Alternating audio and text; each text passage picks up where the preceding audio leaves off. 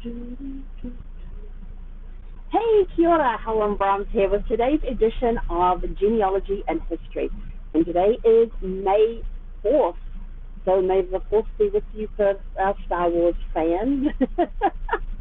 So I hope you're all ready and that you're ready to find out what independence, prohibition, gangsters, and rock and roll all have to do with today, May 4th. And we're going to be starting in 1535 and going down to 2019. And I know that that is very recent, but there's a reason for that. You just have to stay tuned to the end to find out. Okay, so let's get this show on the road. So May 4th, 1535, 5 Capuchin monks from London's Charterhouse Monastery were hung, drawn, and quartered at Tyburn in London. That is a horrible way to go. And that happened to them for refusing to acknowledge that Henry VIII is the head of the Church of England. Now, Henry VIII is the one who started the Church of England, which I think was him, or was it his father? It was one of the Henrys started the Church of England because they didn't like the way the church was handling. Oh, no, it was Henry VIII because he had divorced his first wife, brought in Anne Boleyn, and wanted to get married to her, and the church said no. So he founded the Church of England and put and made it so whoever the ruling sovereign was, they were the head of the Church of England. So the Queen of England, Queen Elizabeth II, is actually the head of the Church of England. So that's how that all came about. But yeah, being hung, drawn, and quartered, well, that's gross. If you've never heard what being drawn and quartered means, go Google it. I am not going to describe it. It is gross. In 1776, Rhode Island declared independence from Great Britain. So there's our independence coming in. In 1780, American Academy of Arts and Science was founded in Boston, and founding members included James Bodine, John and Samuel Adams. And yes, that's Samuel Adams, as in the brewery. In 1839, the Cunard Steamship Company Limited forms San Bonifacio. Oh God, my pronunciation is up the wazoo this week. But the Cunard Steamship is what we now know today as Cunard Cruises. So they've had a very long history. In 1846, the U.S. state of Michigan ended the death penalty. I know some states still have it today, but Michigan got rid of it in 1846. In 1859, now this one, I may have some people in my members of my family tree who may very well have been involved in this event, because I have a huge contingent on both my mother's side of the family and my father's side of the family that came from this area in England. So in 1859, the Cornwall Railway opened across the Royal Albert Bridge, linking the counties of Devon and Cornwall in England. Now, in my ancestry makeup, so when you're sending to do your DNA testing, I actually have English, Cornish, Scottish, Irish, Welsh is like 1%, Norwegian and Swedish. But I do have, but Cornish is actually listed as a separate one, and I've got my mother's father's family. A lot of them came from Cornwall, and my dad's mother's father's family came from Cornwall as well. So I have big connections to Cornwall. So this is one thing that has now gone onto my research list to go and check out about the Cornwall Railway, to see if I have anybody in my tree from either side of the family that worked on the Cornwall Railway and the Royal Albert Bridge that links the two. And I know I also had some relatives, some people in my tree that are from Devon as well.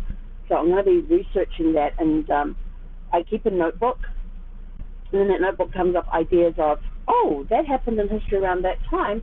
In 1859, it definitely had a lot of people in my family tree in that area at that time, because it wasn't until the 1870s and the 1880s that they started migrating to New Zealand. So, yes, that's one thing that's gone into my research journal, and I keep a journal for my research, and then now just take notes, hey, on this family tree, go check this event, check this place and time. So that's one that is definitely, when I saw that come up to, I thought, I'm going to research that.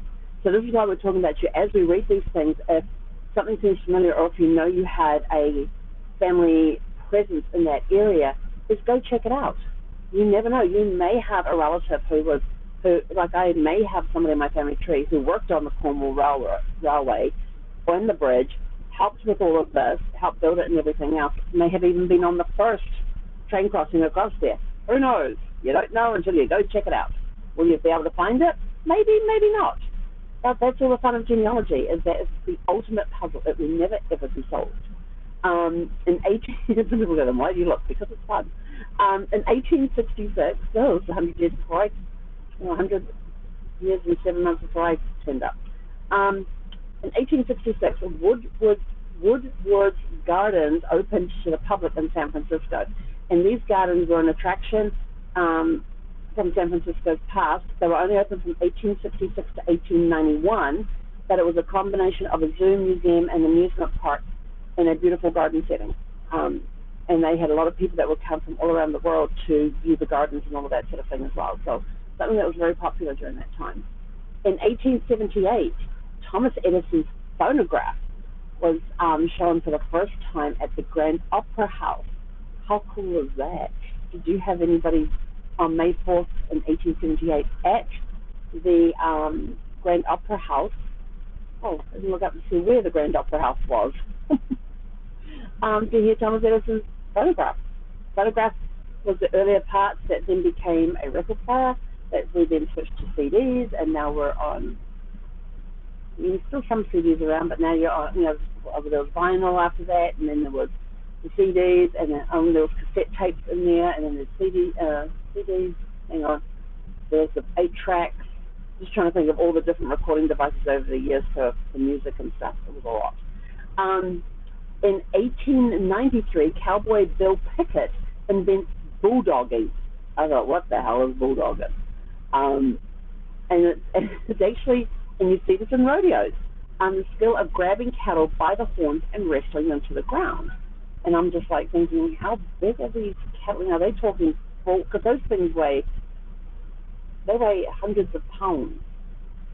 And grabbing them by the horns and being able to wrestle them to the ground, there has to be a technique to do that, because of when you think of the weight ratio of the guy doing that and the bull, that's a huge weight difference. So there has to be a certain technique to do it. In 1896, the first edition of London Daily Mail was published, and it cost you half a penny. Reminds me of that musical. Okay, I watched that the other night, so it was fun. In 1904, construction begins by the United States on the Panama Canal. Think about it. It's one of my dream cruises is to do that, is to go on the Panama Canal. And they actually now have the second one open, which is bigger than the original one and can take the bigger ships. So the cruise lines with the bigger ships will now be able to do the Panama Canal, go through the Panama Canal and stuff. So yes, in 1904 is when construction began by the United States on the Panama Canal. And also in 1904, Charles Stuart Rolls meets Frederick Henry Royce at the Midland Hotel in Manchester, England, and go on to form Rolls-Royce. Yeah, you never know where things started, do you?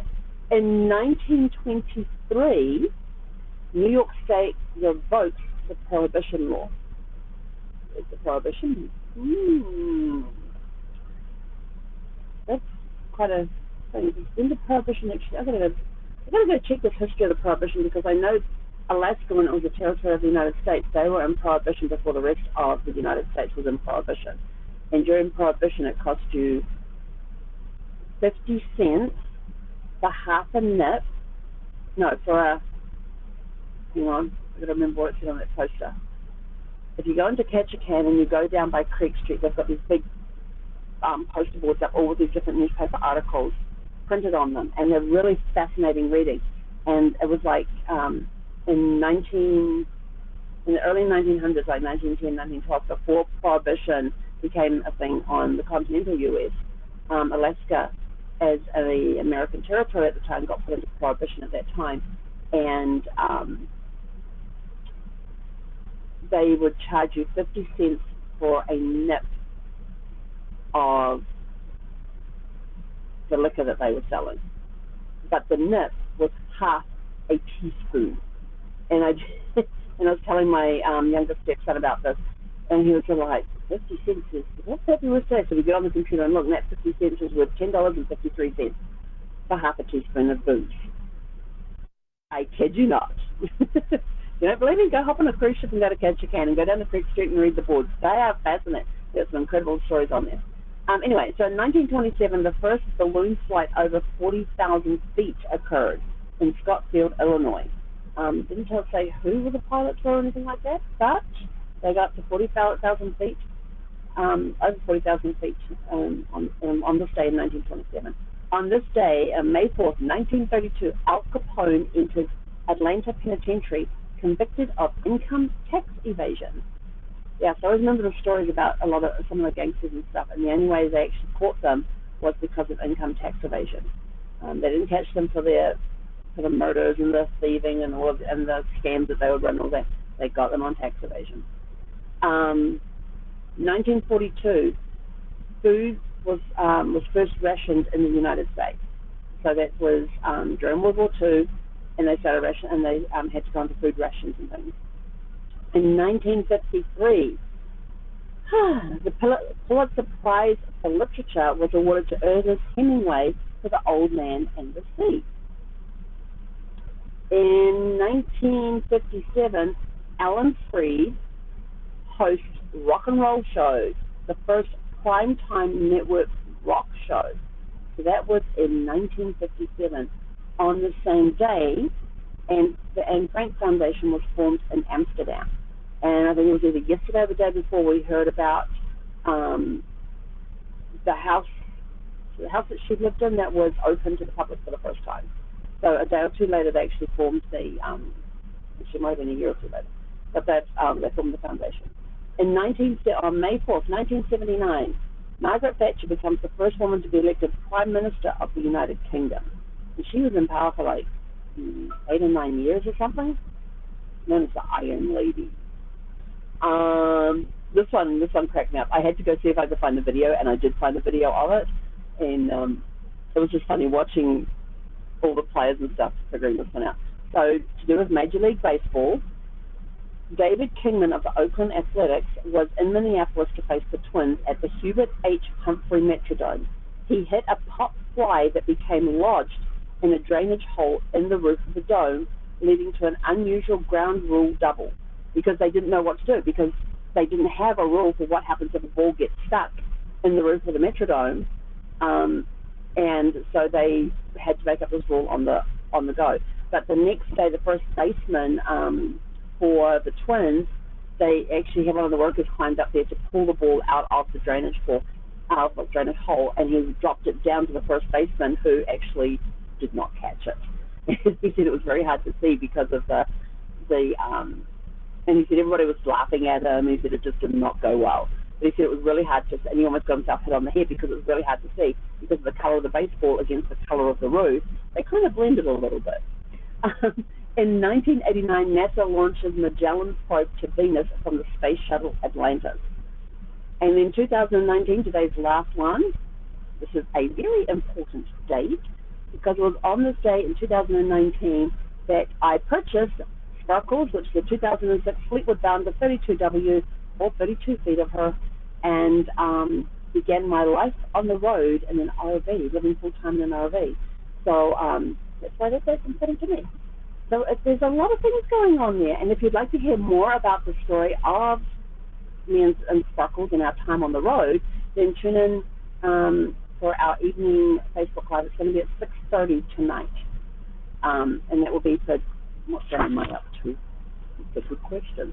Day 643. So the day 643, tune in for part 2 at 6:30 this evening, and we'll be talking about some of the lessons that have been learned with RV life on the road. So 2 years ago today, I officially became a full-time RVer. So that's our look at history for today. What did you learn in there? Was there something in there that may be part of your family tree that you can now go and investigate? Like, I'm going to go investigate the Cornwall Railroad stuff. If you want more information about researching your family tree, you need help getting over any of those stumbling blocks you come across, please go to helenconnects.com and set up a 1-hour free consultation call. The link is in the description. Have a super fantastic sparkling day, and we'll catch you back tomorrow for May 5th, Cinco de Mayo. So have a super fantastic sparkling day.